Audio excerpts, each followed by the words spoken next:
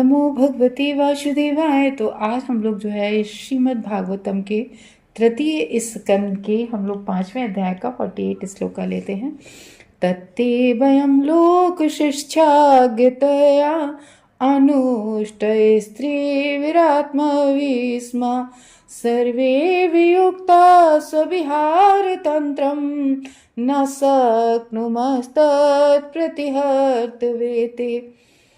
तो इस श्लोक में बता रहे हैं कि क्योंकि चल क्या रही है कि वो सारे जो तत्वों के नियामक देवता हैं, कौन से तत्व, जो सृष्टि को बनाने वाले, सृष्टि को करने वाले जो 5 तत्व होते हैं, पृथ्वी जल अग्नि वायु, ये सारे इंग्रेडिएंट्स तो उनके पास, देवताओं के पास हैं।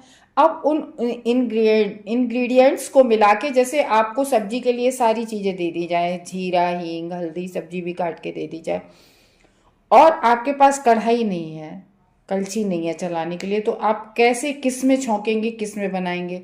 या आपको आ नहीं रहा है कि पहले तेल डालना है कि पहले सब्जी डालनी है, ये नहीं आ रहा है, तो फिर आप पूछेंगे ना उस गृहिणी से कि ये भाई कैसे चुकती है, जो बना लेता है उससे पूछेंगे। तो वही यहाँ पर है कि देवताओं को में अब ये सामर्थ्य नहीं है, इन तत्वों के, देवताओं के नियामक देवताओं का सामर्थ्य नहीं है कि ये तत्व तो है, इन तत्वों का संयोजन कैसे किया जाए। क्योंकि हम लोगों ने सुना था ना कि सबसे पहले आकाश, आकाश से स्पर्श होता है, स्पर्श में वायु, वायु में रूप, वायु के बाद फिर रूप, अग्नि, अग्नि से रस आता है, रस में फिर जल आता है, फिर जल में गंध होती है, फिर जब गंध, जल और गंध मिलती है तब पृथ्वी मिलती है।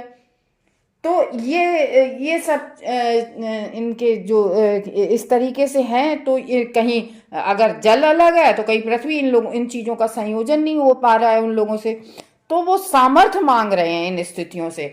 इस श्लोक में सामर्थ्य मांग रहे हैं कि ये कैसे होगा। तो अब जैसे आप किसी बड़े के पास जाएं, किसी बड़े अफसर के पास जाएं, तो एकदम से ये थोड़ी नहीं कहेंगे कि मेरा ये काम होना है, तो पहले रिक्वेस्ट करते हैं। इसी तरीके से ये नियामक देवता स्तुति कर रहे हैं, और यही एक नियम है।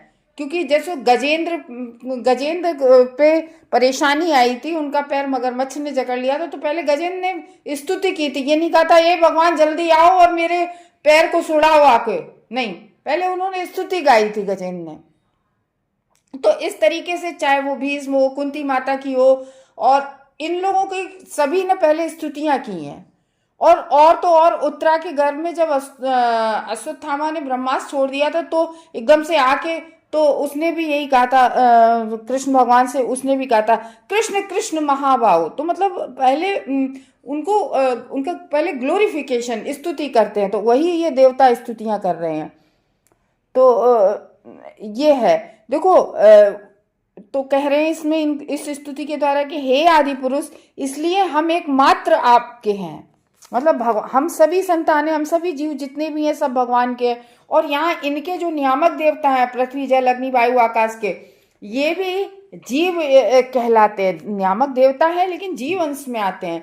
तो कह रहे हैं यदि भी हम आपके द्वारा उत्पन्न प्राणी हैं, क्योंकि इसमें देखो प्राणी बता रहे हैं कि हम, वो देवता कह रहे हैं कि स्तुति में, इस श्लोक में, कि हम आपके ही द्वारा उत्पन्न प्राणी हैं, लेकिन हम भी प्रकृति के 3 गुणों के प्रभाव के अंतर्गत एक के बाद एक जन्म लेते हैं। यानी कि इस पृथ्वी का कोई भी इंसान हो, कोई भी जीव हो, क्योंकि ये जो भौतिक जगत है ये भगवान की बहिरंगा शक्ति से बना हुआ है।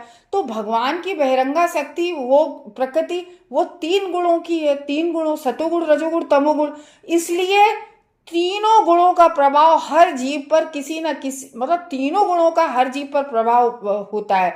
तो किसी में सतोगुण ज्यादा है, तो किसी में रजोगुण ज्यादा है, तो किसी में तमोगुण ज्यादा है, तो अलग अलग हर व्यक्ति होता है। तो इस तरीके से इन तीनों गुणों के प्रभाव के अंतर्गत व्यक्ति जन्म लेता है। इसलिए हम अपने कर्म से पृथक होते होते हैं, तो इसलिए हम लोग अपने जो कर्म है हम लोगों का, उससे हम लोग पृथक हो जाते हैं। अतएव सृजन के बाद हम आपके दिव्य आनंद के हेतु सम्मिलित रूप में कार्य नहीं कर सकते।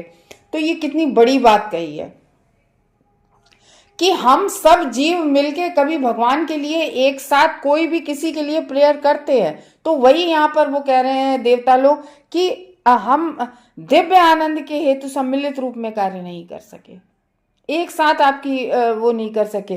तो वही कह रहे, हे आदि पुरुष, लोक सृष्टि की इच्छा से आपके द्वारा जो सतोगुण रजोगुण जो आपकी बहिरंगा शक्ति के ये तीनों हैं, स्वभाव द्वारा क्रमानुसार उत्पादित होकर आपके परस्पर विरुद्ध होने के कारण से, तो ये परस्पर हम लोग विरोधी होने की, ये सब चीजें परस्पर विरोधी होती हैं, तभी तो सब मिल नहीं पाती। तो यहाँ कितना बढ़िया एग्जाम्पल दिया कि इंसान भी एक साथ, किसी की सोच किसी से एक दूसरे से मिलती जुलती है, नहीं मिलती। तो वही फिर कह रहे हैं कि इन सबको ये सब मिल ही नहीं पा रहे हैं। तो क्रमानुसार उत्पादित होकर, उत्पादित तो हो गए, ये सब इंग्रेडिएंट्स हैं, लेकिन परस्पर विरुद्ध है। परस्पर विरुद्ध होने के कारण से इनका संयोजन नहीं हो पा रहा है, तो वो सृष्टि नहीं हो पा रही है, भगवान की सेवा नहीं हो पा रही है। तो ये आपके जो क्रीड़ा उपकरण इस ब्रह्मांड को आपको समर्पित करने में समर्थ नहीं है। यानी कि ये मतलब क्यों कह रहे हैं, क्योंकि देखो देवता लोग जो यहाँ कर रहे हैं सृष्टि में, तो वो भगवान की सेवा तो कर रहे हैं, भगवान को संतुष्ट करने के लिए भगवान का ही तो कार्य कर रहे हैं सृष्टि का, तो उसमें भगवान की मदद कर रहे हैं, तो भगवान को खुश करने के लिए उन्हें सर्व कर रहे हैं। ठीक है, तो वो कह रहे हैं कि आपके द्वारा संतुष्ट अर्थात क्रमानुसार उत्पादित हुए, किंतु विरुद्ध स्वभाव के कारण हम नहीं हो पा रहे। क्योंकि देखो कैसे विरुद्ध स्वभाव, कहाँ अग्नि से रस और जल आ रहा है, ठीक है ना। तो इस तरीके से सब विरुद्ध हो रहे हैं ना, अग्नि से रस, जल, फिर गंध है, कैसे गंध, पृथ्वी, मतलब ये सब चीजें सब मिल के हो नहीं पा रहा उन सब से। तो देखो जल भी अलग तरीके का है, बिल्कुल अलग, और अग्नि बिल्कुल अलग तरीके से, वायु बिल्कुल अलग तरीके से जो दिखती नहीं है, केवल बहती है, तो पृथ्वी बिल्कुल अलग है। सारी चीजें सब एक दूसरे से बिल्कुल पदार्थ में एकदम से भिन्न है कि नहीं है पांचों चीजें। तो जब बिल्कुल अलग अलग चीजें हैं तो कैसे मिक्स हो पाए, सब अलग अलग है, तो आपस में मिल नहीं पा रहे हैं, देवता लोग मिला नहीं पा रहे आपस में इन तत्वों को। तो इसलिए भगवान की स्तुति करके, पहले स्तुति करेंगे फिर पूछेंगे, भगवान की सेवा में उन लोगों को सुख मिलता है तभी तो उसमें लगे हैं। हम लोग कहते अरे अब कौन करे, कौन सुने भागवत, कौन करे भगवान की पूजा, तो इस तरीके से क्यों, क्योंकि उन्होंने कभी करके नहीं देखा सुख। जब भगवान की सेवा में सुख मिलने लगता है तब व्यक्ति उसी में लगने लगता है। तो जब हम लोग शुरू में भागवतम सुनते हैं तो नहीं सुख मिलता है, शुरू में भगवान की सेवा करते हैं या अर्थ विग्रह की सेवा करते हैं या किसी कार्य को हम रोज में मतलब प्रतिदिन जो के लिए पकड़ते हैं, तो कभी नहीं शुरू में आनंद मिलता है, क्योंकि हम जो भौतिक जगत के कार्य करते हैं उनमें तो हाल आनंद मिलने लगता है। मूवी देखने गए आनंद मिला, जायकेदार भोजन होटल में खाने गए आनंद मिला, तो ये भौतिक जगत के कार्यों में तो आनंद मिलता है, इंद्रिय तृप्ति में आनंद मिलता है, ठीक है ना। तो इस तरीके से देवताओं को भगवान की सेवा करने में आनंद मिलता है। तो सृष्टि करना भगवान की सेवा है ना, क्योंकि भगवान का कार्य है, जो ये सेवा देवताओं को मिली है। तो देखो भगवान की से संबंधित कोई कार्य अगर आपको मिला है, पहली बात तो बड़े पुण्य से मिलता है, तो मिला है तो वो भगवान की बड़ी कृपा है तब मिली, तो भगवान की सेवा अवश्य करनी चाहिए। तो वही इसमें बता रहे हैं कि ये विराट सृष्टि जो है वो भगवान की बहिरंगी शक्ति के गुणों के प्रभाव के अंतर्गत पूरी कार्यशील है पूरी। तो विभिन्न प्राणी भी उसी प्रभाव में, हम सब विभिन्न प्राणी उसी के अधीन तो हैं, उसी भगवान की माया शक्ति के, बहिरंगा शक्ति के अधीन है। तो भगवान को हम सब एकजुट होकर भगवान को तुष्ट कर नहीं पा रहे हैं, कर ही नहीं सकते हैं। तो ये कार्यों की तरीके से विविधता के कारण भौतिक जगत में कोई सामंजस्य नहीं हो सकता है।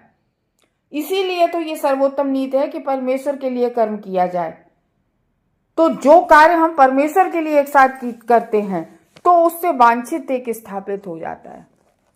तो ये है, जैसे हम लोग मंदिर में जाते हैं तो एक साथ भजन संकीर्तन करते हैं, भागवतम तो हम लोग एक साथ सुनते हैं। तो जब कोई कार्य भगवान का इस तरीके से एक साथ संपादित किया जाए तो उससे भगवान जो है खुश होते हैं। हरे कृष्ण।